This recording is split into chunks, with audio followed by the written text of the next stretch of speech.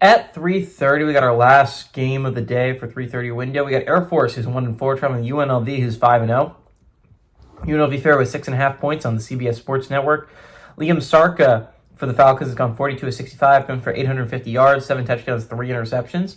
Also leads his team on the ground with 76 carries for 448 yards and 6 touchdowns. Cade Harris, through the air, has had 19 catches for 446 yards and 2 touchdowns. Anthony Calandria for the Rebs, gone 89-128, thrown for 1,042 yards, 9 touchdowns, 3 interceptions. Jaden Thomas had 61 carries for 489 yards and 5 touchdowns, and Jaden Bradley's had 25 catches for 420 yards and 2 touchdowns. Air Force is 18-7 against UNLV all-time. Last game did go to UNLV in 2023. Air Force had won the previous 5, though, so Air Force has dominated the series as of recently. UNLV has not won at home since 2012 against the Falcons, and Calhoun, during his tenure at the Air Force head coach, is 10-3 against the Rebs.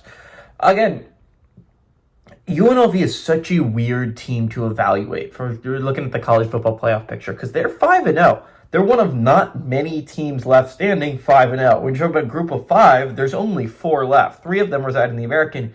UNLV is really the only legitimate threat to the American. That it's either going to be an American team going to the college football playoffs or UNLV. It definitely feels that way.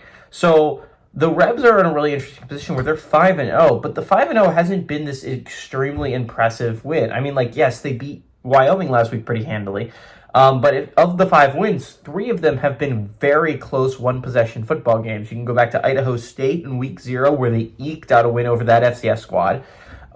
You could go over the UCLA game where they won by 7 against the Bruins squad, which that was a big win for UNLV last weekend as the Bruins upsetting Penn State. It didn't really help them all that much because USF also beat Florida and Florida upset Texas last week.